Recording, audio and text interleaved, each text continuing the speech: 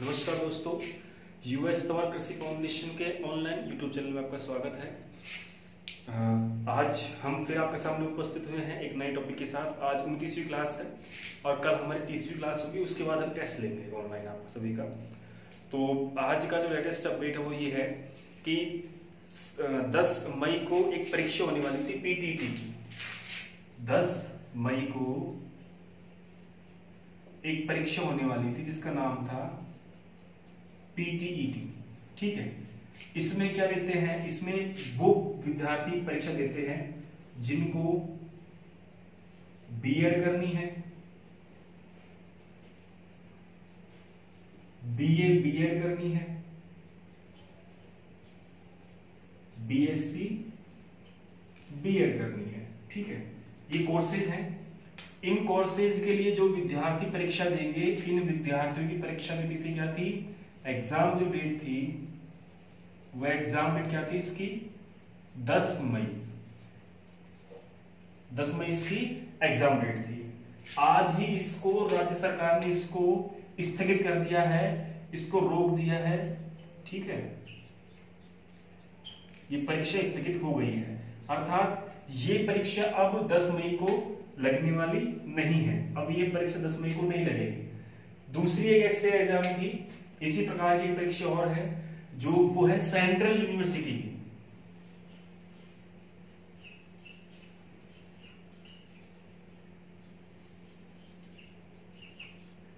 Central university की परीक्षा होने वाली थी लगभग 7 जून तक। 7 जून तक परीक्षा होने वाली थी। इन परीक्षाओं को भी स्थगित कर दिया गया है। 7 जून को जो परीक्षा होने वाली थी उन परीक्षाओं को भी स्थगित कर दिया गया है, अर्थात ये दोनों परीक्षा जो लगती राजस्थान में, ये परीक्षाएं पूर्ण रूप से स्थगित हो गई हैं। अब इनकी नई तिथि जारी होगी, उसके बाद ही इन परीक्षाओं का आयोजन होगा। 7 जून को ही हमारी जेड की परीक्षा है। 7 जून को ही जेड की परीक्षा है। जब 7 जून को सेंट्रल यूनिवर्सिटी की जो एग्जामिनेशंस है वो सारी पोस्टपोन हो गई, तो जेड की एग्जाम भी पोस्टपोन होना तय है। जेड की एग्जाम डेट भी पोस्टपोन होना तय है। इसके लिए आप कतई टेंशन नहीं ले, निश्चित होने पर। तो आज का लेटेस्ट अपडेट यही था। चलिए अब टॉपिक की हम शुरुआत करते हैं। हमारा जो चैप्टर था वो चैप्टर था खरपतवार। हम खरपतवार के बारे में पढ़ रहे थे कल। वीड के बारे में डेफिनेशन पढ़ी हमने, इसका कैरेक्टरिस्टिक्स में विशेषताएं पढ़ी, और हानि हमने इसकी एक ही पढ़ी थी, वो थी उपज में कमी। खरपतवार नुकसान भी पहुंचाते हैं, लाभ भी पहुंचाते हैं, लेकिन नुकसान ज्यादा पहुंचाते हैं। तो एक हानि हम पढ़ चुके, फसल की उपज में कमी। इसकी दूसरी जो हानि है वो ये दूसरी हानि भी लगभग हम पढ़ चुके हैं कल, कि फसल की गुणवत्ता में कमी है ना, फसल की उपज में कमी, दूसरा फसल की गुणवत्ता में कमी। आज इसका तीसरा है, वो पॉइंट ये है खरपतवार से हानि जो होती है उनमें, कि पशुधन से जो उत्पाद प्राप्त होते हैं उनकी गुणवत्ता में कमी। हम क्या पढ़ रहे हैं, खरपतवार से होने वाली हानियां। हम पढ़ रहे हैं खरपतवार से होने वाली हानियां, कि खरपतवार से किस प्रकार के लॉस होते हैं, वो लॉस के बारे में पढ़ रहे हैं। सबसे पहला हमने पढ़ लिया, दूसरा हमने पढ़ लिया, अब हम आज पढ़ेंगे तीसरा, खरपतवार से पशुधन।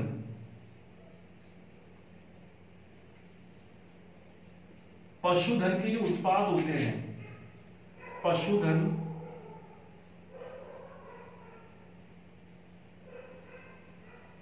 उत्पाद, पशुधन उत्पादों की गुणवत्ता में कमी। पशुधन के जो उत्पाद होते हैं उनकी गुणवत्ता में कमी, यह पढ़ रहे हैं आज। पशुधन के जो उत्पाद हैं उन उत्पादों की गुणवत्ता में कमी भी क्या करता है, खरपतवार करता है। अब क्या कमी करता है वो आप देखिए। हम जानते हैं कि पशु को भोजन के रूप में चारा खिलाया जाता है और पशु चारा ही खाता है। चारे की फसल के साथ साथ पशु खरपतवार के पौधे भी खा जाता है या चर लेता है। उस स्थिति में जैसे ही खरपतवार के पौधे खाता है, खरपतवार के बीजों को खा लेता है, तो उससे पशु का जो उत्पाद है, यहां पे क्या दिया गया है, पशुधन का उत्पाद, अर्थात पशुओं से प्राप्त होने वाला product, animal product, animal product, ठीक है। एनिमल प्रोडक्ट कौन कौन से होते हैं? सबसे पहले आएगा मिल्क, ठीक है। दूसरा, उसके बाद घी, फिर दही, फिर बटर, ठीक है। ये बहुत सारी है, क्रीम भी बोलते हैं, क्रीम भी निकलती है, ठीक। तो ये सारे प्रोडक्ट और प्रोडक्ट हैं जो बनते हैं दूध से। तो ये सारे प्रोडक्ट जो है एनिमल प्रोडक्ट है, कि दूध भी बनता है, दूध से ही घी बनता है, दूध से ही दही बनता है, दूध से ही बटर बनता है, दूध से ही क्रीम बनती है, ठीक है। तो मेन इसका जो आउटपुट है वो क्या है? मिल्क। पशु का जो मुख्य उत्पाद है वो क्या है? दूध। दूध से ही ये सारे उत्पाद बन रहे हैं, दूध से ही घी बन रहा है, दूध से ही बटर, दूध से ही मक्खन, ठीक है, दूध से ही क्रीम, तो ये सब दूध के ही उत्पाद हैं। तो मुख्य उत्पाद कौन सा हुआ इसका? इसका मुख्य उत्पाद हुआ दूध। दूध में अगर हम जो बदलाव आएगा वो क्या आएगा? वो बदलाव ये आएगा कि अगर पशु कुछ विशेष खरपतवार जैसे जंगली प्याज या लहसुन, ठीक है, जंगली प्याज या जंगली लहसुन अगर खा लेता है पशु, अगर जंगली प्याज, कौन सा प्याज? जंगली प्याज या जंगली लहसुन, जंगली लहसुन, ठीक है, अगर ये दोनों खा लेता है पशु चारे के साथ में, तो ये खाने से पशु के दूध में दुर्गंध पैदा होने लग जाती है। पशु के दूध में क्या होती है? दुर्गंध, दुर्गंध पैदा हो जाती है, अर्थात पशु के दूध की गुणवत्ता में क्या आती है? कमी आ जाती है। इसलिए ये कहते हैं कि पशु को जो चारा खिलाते हैं उसको साफ करके और सही ढंग से अच्छी तरीके से धो करके फिर खिलाना चाहिए, क्योंकि उसमें कई ऐसे प्रोडक्ट मिले रहते हैं जो हमारे पशु के लिए हानिकारक हैं। कई ऐसे पेड़ पौधे मिले रहते हैं जो पशु खाने को तो खा लेता है, लेकिन जब वो दूध हम निकालते हैं तो उनका जो हार्मफुल इफेक्ट है, खरपतवार का जो हानिकारक प्रभाव है, वो दूध के थ्रू हम तक पहुंच जाता है। तो इस प्रकार से वो दूध की गुणवत्ता को भी खराब करता है, दूध की गुणवत्ता को भी प्रभावित करता है। तो इस प्रकार से तीसरा है कि पशुधन उत्पादों की गुणवत्ता में कमी। उसका मतलब यही है कि पशुधन से जो उत्पाद प्राप्त होते हैं जैसे दूध, उसकी गुणवत्ता में खरपतवार के द्वारा कमी हो जाती है। खरपतवार चर लेने के कारण, खरपतवार खा लेने के कारण पशु का दूध खराब हो जाता है, जल्दी फट जाता है, ठीक है, उसमें स्मेल आने लग जाती है, बदबू आने लग जाती है, किसी काम का नहीं रहता वो दूध, इसलिए उसकी क्वालिटी में फर्क आ जाता है। तो वो भी नुकसान खरपतवार के द्वारा होता है। खरपतवार रहेंगे तो हमारे पशु को भी उसका नुकसान मिलेगा। Same to same effect human पे भी है, मनुष्य पे भी सेम इफेक्ट है इसका। जैसे पशु लोग चारा खाते हैं, वैसे हम लोग अनाज खाते हैं। हमारे अनाज में भी आपको पता है, मैंने कल बताया था कि खरपतवारों के बीज मिक्स हो जाते हैं। अनाज में खरपतवारों के बीज क्या होते हैं बच्चों? मिक्स हो जाते हैं। तो ये मनुष्यों पे भी हानिकारक प्रभाव जो है वो डालते हैं। वो ये है कि अगर मनुष्य खरपतवार के बीजों को खा लेता है भोजन के साथ, तो कई प्रकार की बीमारियां होने का डर रहता है, भय रहता है, जिसमें आपको हम एक एग्जांपल देंगे। तो पहले हम लिख लेते हैं इस पे कि चौथा पॉइंट क्या है हमारा। चौथा पॉइंट है मनुष्यों के स्वास्थ्य पर बुरा प्रभाव। मनुष्यों के स्वास्थ्य पर बुरा प्रभाव, हमारा चौथा पॉइंट है वो ये है,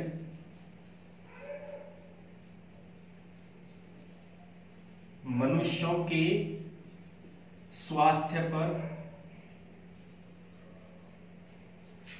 बुरा प्रभाव।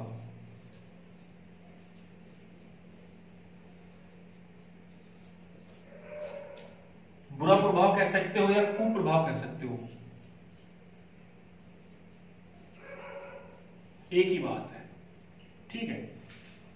मनुष्यों के स्वास्थ्य पर बुरा प्रभाव या कुप्रभाव किसके द्वारा पड़ता है?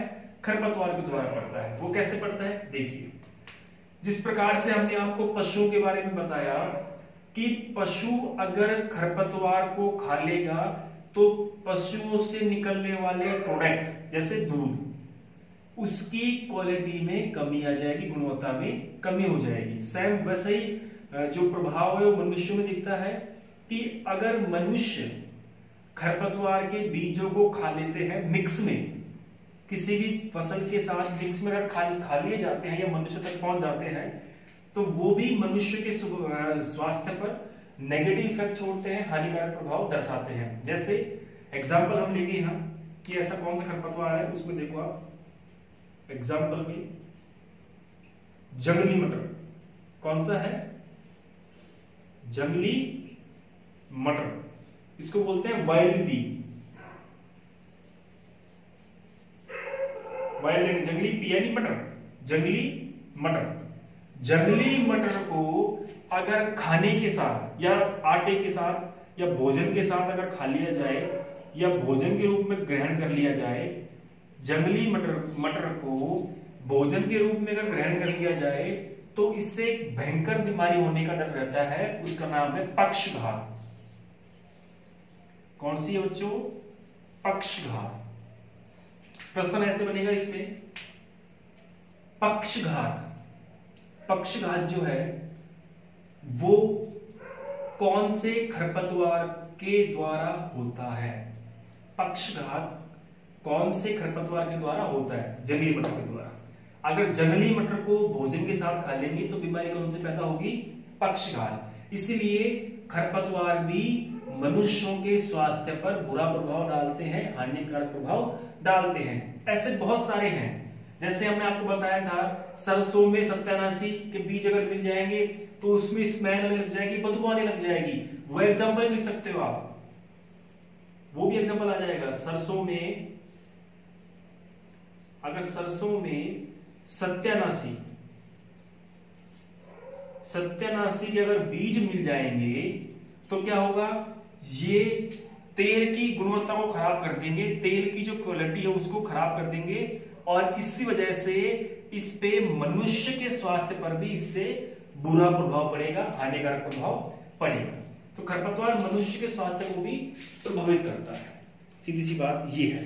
नेक्स्ट अगला है, खरपतवार जो है वो रोग व कीटों को भी शरण देते हैं। खरपतवार जो होते हैं ये बच्चों कीट और रोग जो लगते हैं उनको भी शरण देते हैं। वो कैसे? कुछ विशेष प्रकार के जो खरपतवार हैं वो विशेष प्रकार के कीटों को शरण देते हैं। वो कैसे हैं उसके बारे में जानकारी लेंगे। जो खरपतवार होते हैं कीट व रोगों के शरणार्थी होते हैं। कीट व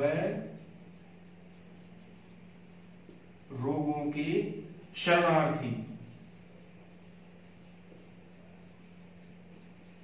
कीट व रोगों के शरणार्थी भी होते हैं। खरपतवार किस प्रकार से होते हैं? देखो, खरपतवार जो हमारे कीट रोग होते हैं, जब कीट रोग का अटैक करने का समय आता है, अर्थात इनकी आक्रामक जब अवस्था होती है, तो उस समय ये मुख्य जो हमारी फसल होती है उसके ऊपर हानिकारक प्रभाव छोड़ते हैं।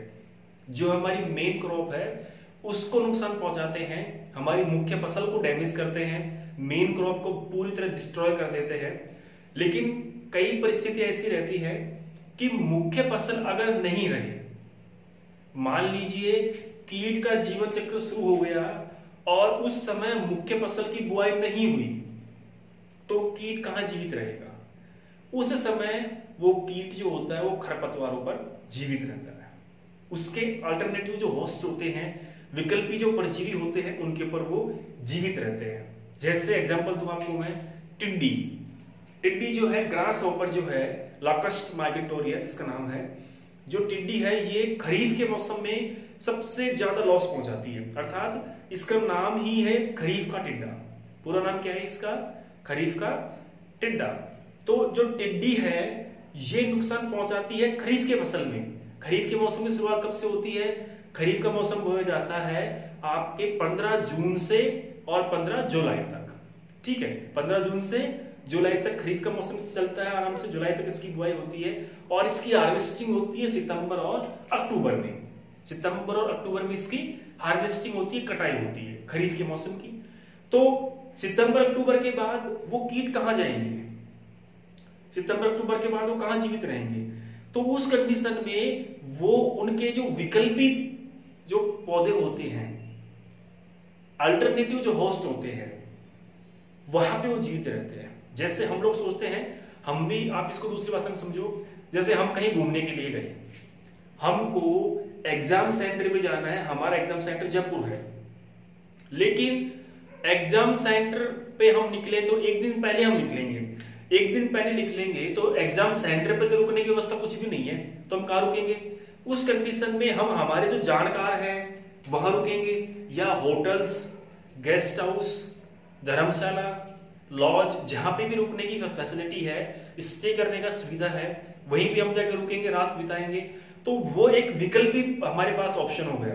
अर्थात हम जब हमारे पास कोई हमारा जानकार नहीं है तो उस कंडीशन में हम विकल्प के तौर पे दूसरी जगह पे कुछ समय के लिए रुक सकते हैं, लेकिन जैसे ही हमारी एग्जाम खुलेगी हम तुरंत एग्जाम सेंटर में चले जाएंगे। तो वैसा ही इनपे होता है, ये जो कीट होते हैं कुछ समय तक तो खरपतवार के पौधे पे जीवित रहते हैं, लेकिन जैसे इनको फेवरेबल एनवायरनमेंट मिलता है, उपयुक्त जलवायु मिलती है, उपयुक्त परपोषी पौधे मिलते हैं, तो तुरंत ये परपोषी पौधों पर अटैक करना शुरू कर देते हैं। तो इसलिए जो अगर परपोषी, जैसे मान लीजिए हमने एक साल फसल ली हुई, जैसे ज्वार, बाजरा, मक्का, ठीक है, जिसमें बाजरा और मक्का जो है इस पे टिड्डी का असर बहुत ज्यादा रहता है, टिड्डी का जो प्रकोप है वो बहुत ज्यादा रहता है।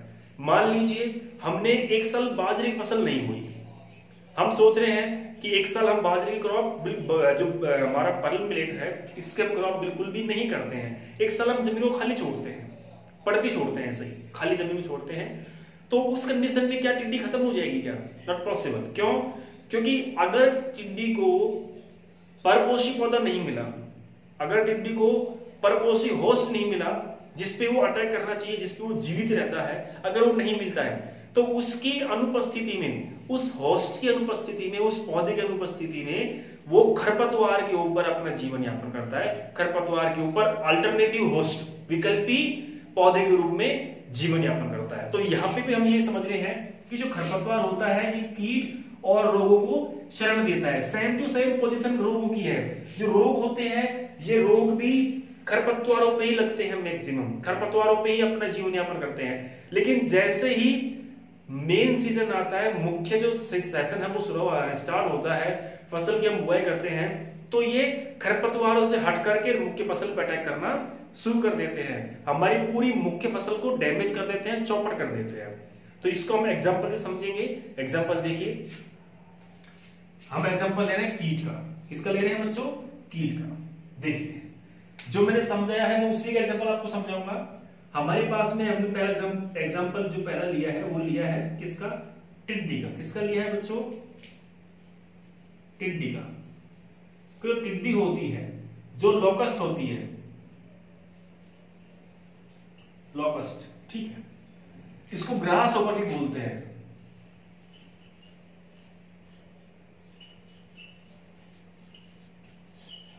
इसको क्या बोलते हैं बच्चों? इसको ग्रास हॉपर भी बोला जाता है। इसका वास्तविक नाम क्या है? खरीफ का टिड्डा। क्या नाम है इसका? खरीफ का टिड्डा। खरीफ का टिड्डा क्योंकि ये खरीफ के मौसम में ही अटैक करता है, खरीफ के मौसम में ही नुकसान पहुंचाता है। तो देखिए क्या है इसका पूरा डिजाइन, मैं एक बार ऊपर का बता देता हूं।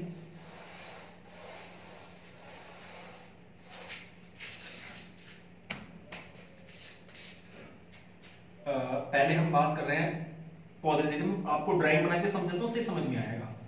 जैसे मैं एक पौधा बना रहा हूं, थोड़ा सा आप भी उसको बनाएं।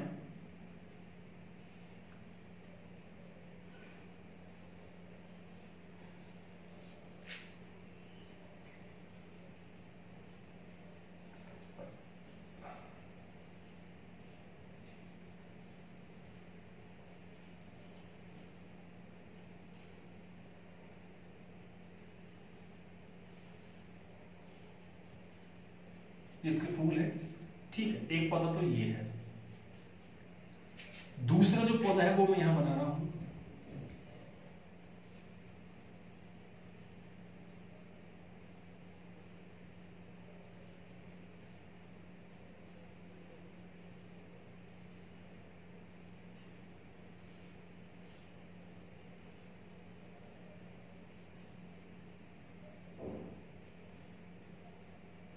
ठीक है। ये पौधा है, ये थोड़ा बनाने का प्रयास किया है हमने।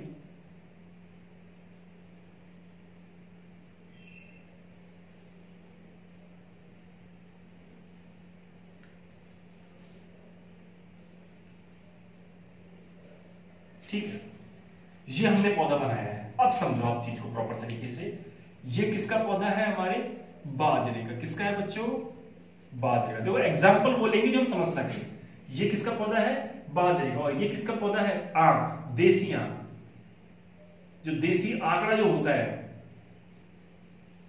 देसी आंख जिसको आंकड़ा बोलते हैं, मैंने आपको समझाया था पहले कि इसके बीज में हेयर पाए जाते हैं, बाल पाए जाते हैं, जिनके द्वारा इसके बीज एक स्थान से दूसरे स्थान पर स्वतः ही हवा के वेग से ऑटोमेटिक गति कर जाते हैं, अर्थात एक स्थान से दूसरे स्थान पर स्वतः ही पहुंच जाते हैं। तो यहां आप समझिए, अब मैं बना रहा हूं ग्रास हॉपर, टिड्डा। आप लोग ढंग से देखा हो टिड्डा तो आप लोगों ने क्या, लेकिन मैं भी थोड़ा प्रयास कर रहा हूं बनाने का। थोड़ा ऊपर नीचे हो जाए तो बच्चों उसके लिए क्षमा चाहेंगे हम।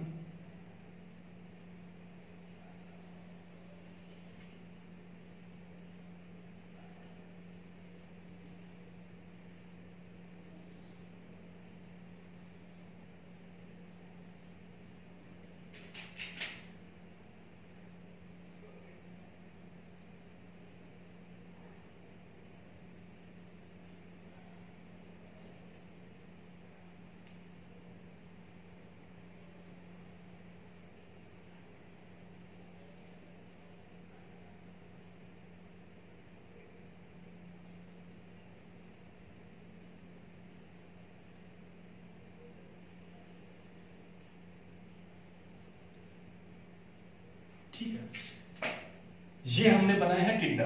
क्या बनाया है बच्चों? ये हमारा टिड्डा है,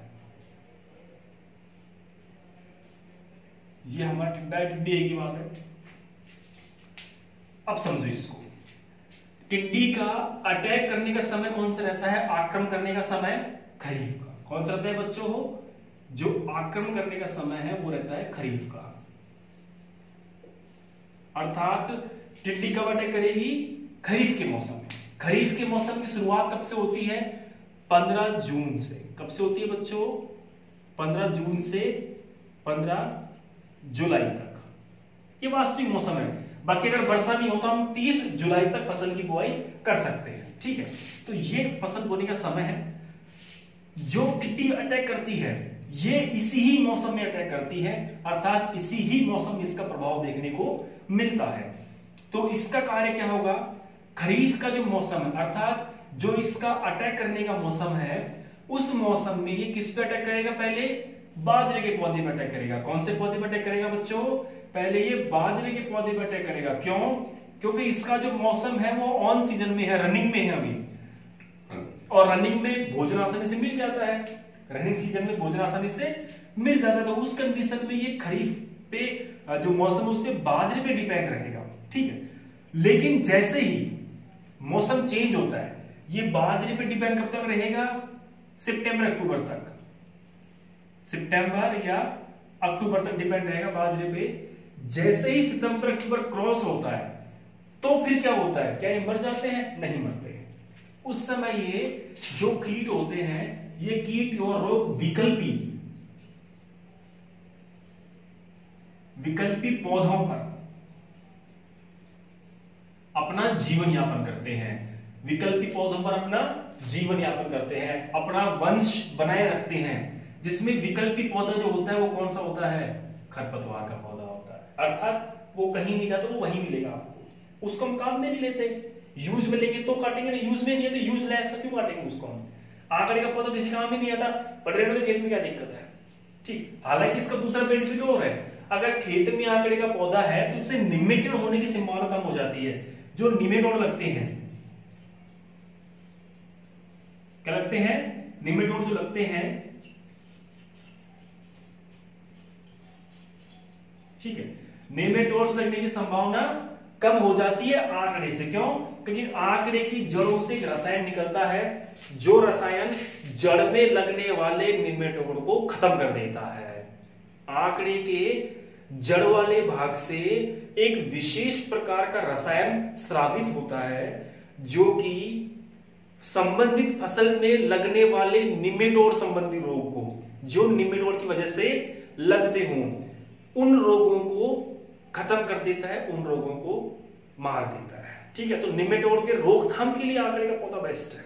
लेकिन हम इसका अगर मिसयूज देखें तो मिसयूज भी इसका है। मिसयूज क्या है? वो ये है कि खरीफ का जो टिड्डा है ये ऑन सीजन में तो बाजरे पे डिपेंड रहेगा, लेकिन अगर जब सीजन ऑफ होता है, सीजन जब ऑफ होता है तो ऑफ सीजन में इसको बाजरा मिलना संभव नहीं है। ऐसी कौन सी जगह है जहां जनवरी फरवरी बाजरे में बोते हैं? जनवरी फरवरी में बाजरा ऐसी कोई जगह है जहां बोया जाता हो? नहीं बोते हैं ना। क्यों? तापमान ही नहीं मिलता उतना, टेम्परेचर ही जिसको चाहिए वो खरीफ के मौसम में मेंटेन होता है, रबी के मौसम में ठंडा तापमान हो जाता है। तो इसलिए जो टिड्डा है ये रबी के मौसम में तो आसानी से, खरीफ के मौसम में तो आसानी से जीवन यापन कर लेगा, लेकिन जैसे ही खरीफ के मौसम से मौसम रबी का होता है, मौसम चेंज होकर कौन सा मौसम आता है? खरीफ से रबी का मौसम आता है, तो उस समय ये टिड्डा जो होता है ये अपने वंश को बचाने के लिए, अपने जीव को जीवित रखने के लिए विकल्पी पौधे पर कुछ समय के लिए जीवन यापन करता है। विकल्पी पौधे पर कुछ समय के लिए जीवन यापन करता है। तो वो पौधे जैसे आंकड़े का पौधा या बबूल का पौधा, ठीक है, ये दो पौधे ऐसे हैं, इन पे खरीफ का टिड्डा रबी के मौसम में जीवन यापन करता है।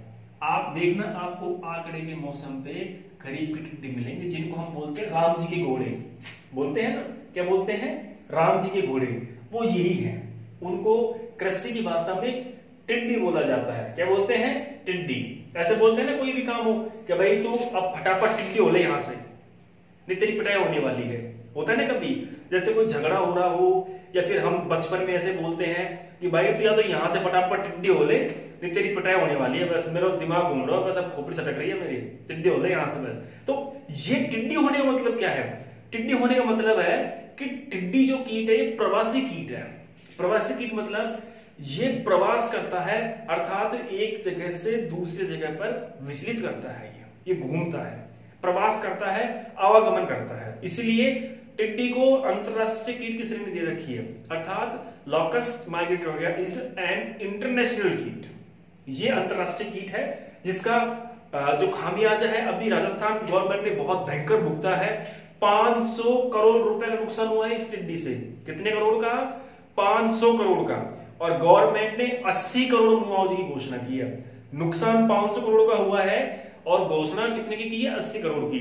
बीकानेर संभाग के जो एमएलए थे, बीकानेर संभाग के जो वहां के लोकल जो पब्लिक के सर्वेंट थे, एमएलए जो आए, एमपी, बीकानेर संभाग का जो एमपी था, वो एमपी अपने थैले में, आप ताजुब करोगे, अपने बोरी के थैले में टिड्डियां भर करके और संसद में पहुंच गया कि जिन टिड्डियों का आप हल्के में ले रहे हो वो टिड्डियां ये हैं, अब देखो टिड्डियों का नियंत्रण करना कैसे है।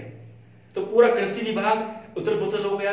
उसकी एक टीम गठित की जिसमें एक साइंटिस्ट का नाम था, वो था doctor B L Jat. Doctor B L Jat, जो डॉक्टर बीएल जाट जी जो हैं वो बहुत अच्छे रेस्पेक्टिव टीचर हैं, साइंटिस्ट हैं बहुत अच्छे। मैं खुद वास्तविक तौर पे उनको जानता हूं, मैंने एक प्रोग्राम भी उनके साथ शूट किया था, एक प्रोग्राम में भी हमने भाग लिया था जिसमें वो भी थे और हम भी अतिथि के तौर पे उसमें आए थे।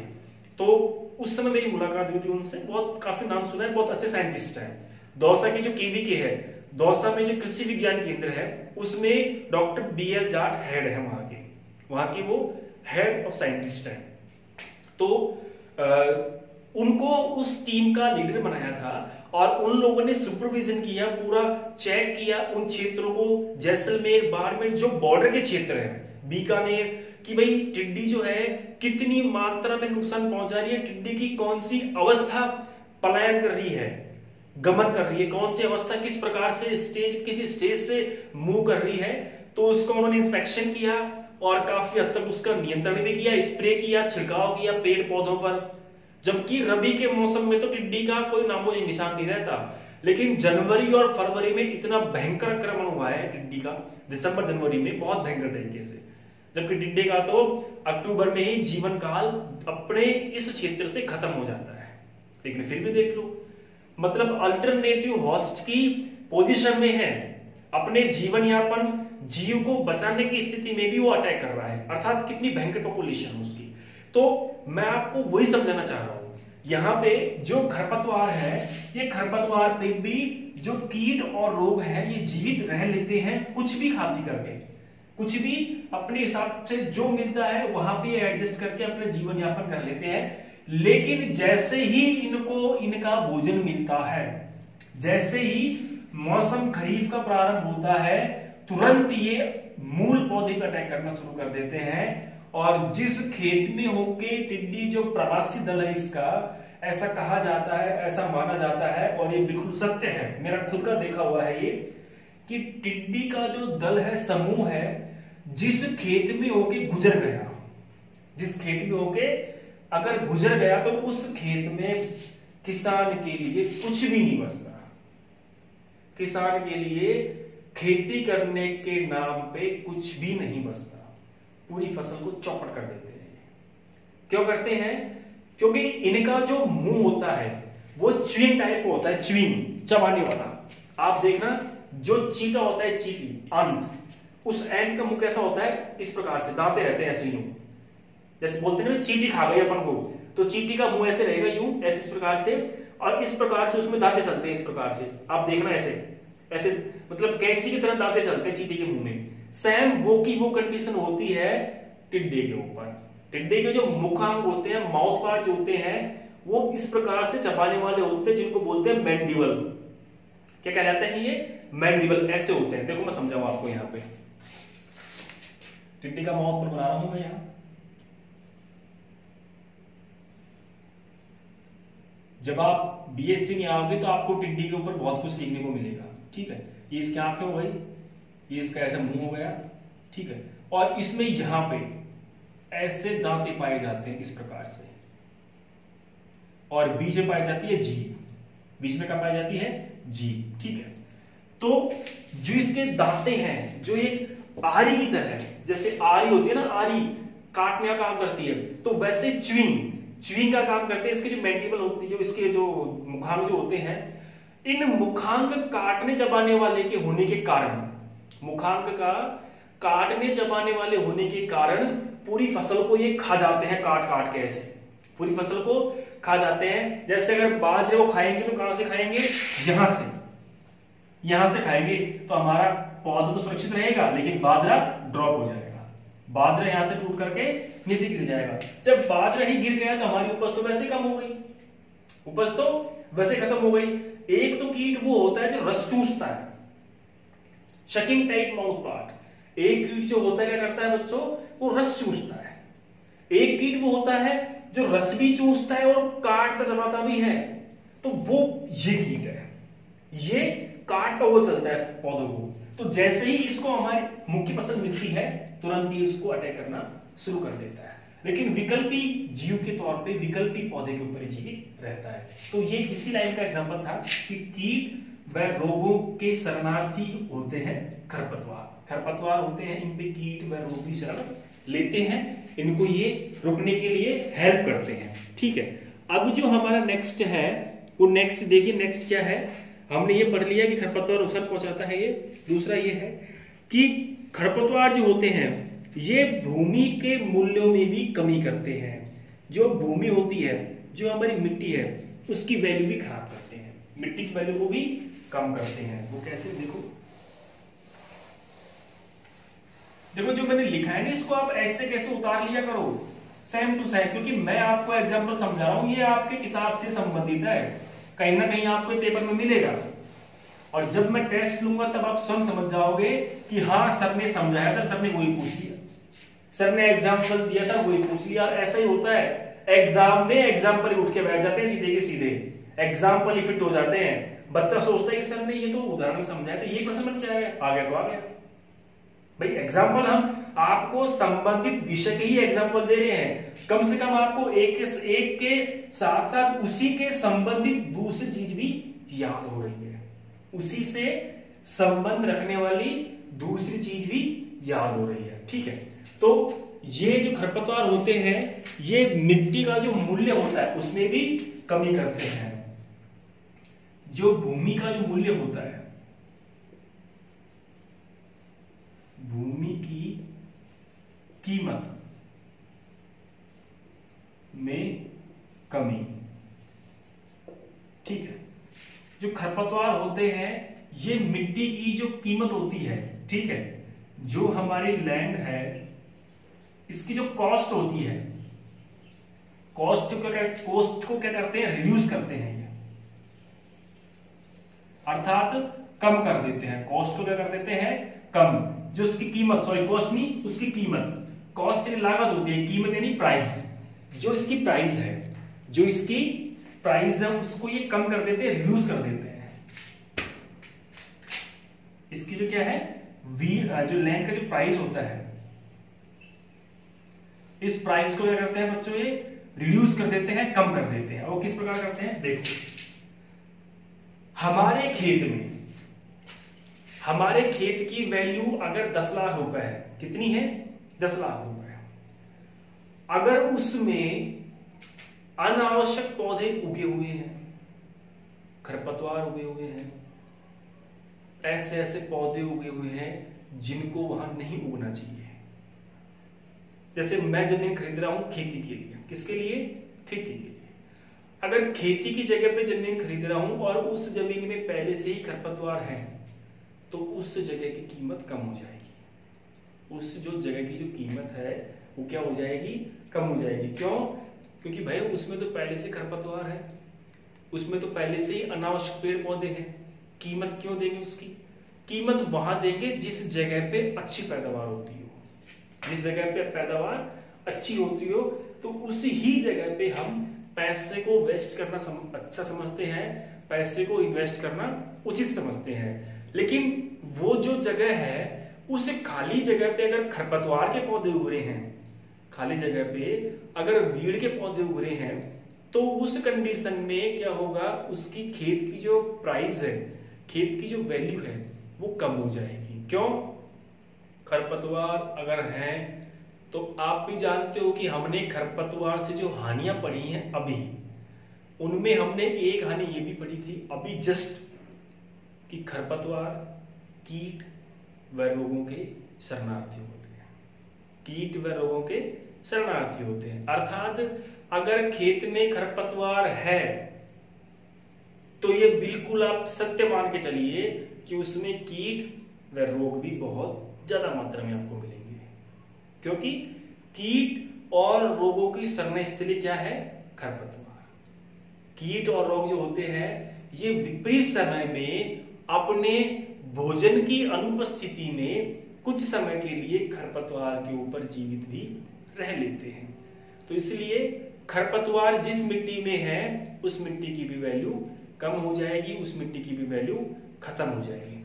तो ये जो खरपतवार है ये हमारी मिट्टी की जो वैल्यू है इसको भी कम करते हैं, इसको भी रिड्यूस करते हैं। तो ये एक और कारण है कि इसकी वजह से हमारी मिट्टी की वैल्यू खराब होती है। ठीक है, नेक्स्ट अगला जो कारण है वो ये है कि खरपतवार उगने से अगर हम इनको हटाएंगे और खेती करेंगे तो इन पे कॉस्ट इनकी बढ़ जाएगी, इन पे जो इन्वेस्टमेंट वो बढ़ जाएगा, अर्थात कृषि यंत्रों व मजदूरों पर व्यय भी बढ़ जाएगा।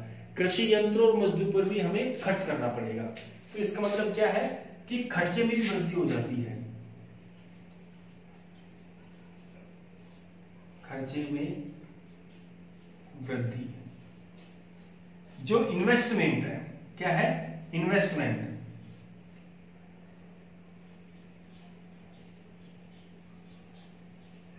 इन्वेस्टमेंट भी क्या होगा बच्चों, बढ़ जाएगा। इन्वेस्टमेंट क्या होगा, बढ़ जाएगा। वो कैसे जाएगा, वो देखो समझो इसको। अगर हमारे खेत में खरपतवार है, क्या है, खरपतवार है, तो हम जानते हैं कि हम खरपतवार को निकालने के लिए 20 से 25 दिनों के बीच में खेत में निराई गुड़ाई कराते हैं। क्या करवाते हैं, निराई गुड़ाई करवाते हैं। इंटर कल्चर ऑपरेशंस, ये इंटर कल्चर ऑपरेशन के तहत ही आते हैं, जिसको बोलते हैं अंतः शस्य क्रियाएं। अंतः शस्य क्रियाओं में ही एक क्रिया है निराई गुड़ाई। कौन सी क्रिया है, निराई गुड़ाई। इसको होइंग एंड वीडिंग बोलते हैं, अंग्रेजी में होइंग एंड वीडिंग। वीडिंग यानी खरपतवार को बाहर निकालना, होइंग यानी मिट्टी की परत को तोड़ना, ठीक है। तो निराई गुड़ाई जब हम करेंगे उस समय हमें अगर खरपतवार, जैसे एक बार हमने निराई गुड़ाई कर ली, एक बार खरपतवार को हमने उठा के बाहर फेंक दिया, नेक्स्ट अगले 25 से 30 दिनों बाद फिर खरपतवार उग जाएंगे, तो हमको फिर लेबर लगानी पड़ेगी, हमको फिर मजदूर लगाने पड़ेंगे। जब हम बार बार मजदूर लगाएंगे तो हमारा मजदूरों को पैसा भी बार बार देना पड़ेगा ना। जब मजदूरों को बार बार पैसा देंगे तो हमारी जो कॉस्ट है, जो हमारी लागत है, वो भी तो बढ़ रही है, हमारा खर्चा भी तो बढ़ रहा है।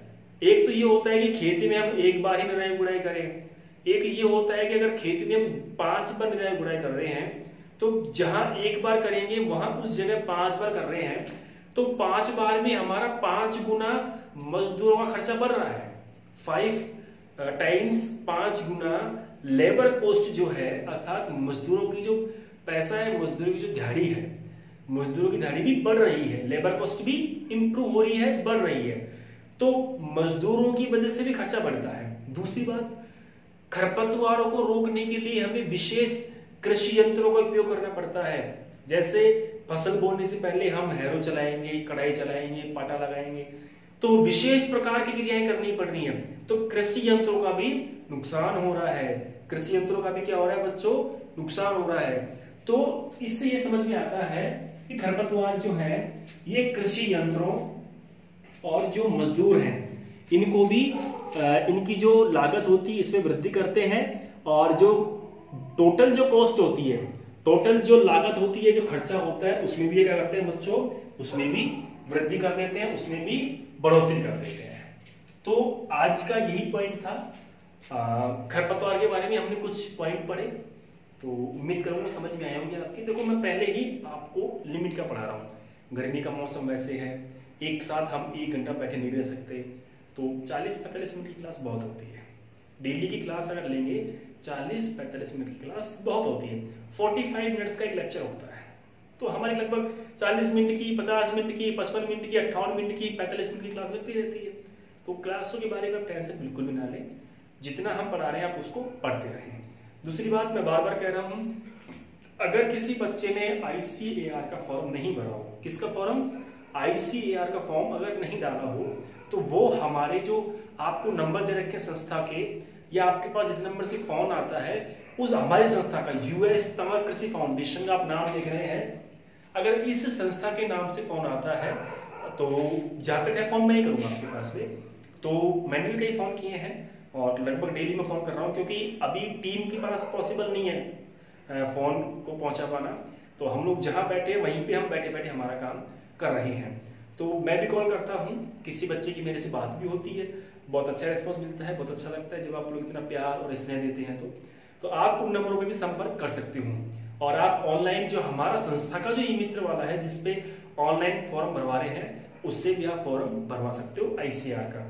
ICAR की फॉर्म की लास्ट डेट 30 अप्रैल है। देखो बच्चों, फॉर्म की डेट बढ़ सकती है, चूंकि फॉर्म की डेट सीधी 1 महीना बढ़ी है आगे, और उस 1 महीने के दौरान ही लॉकडाउन बढ़ गया पूरा ऐसे।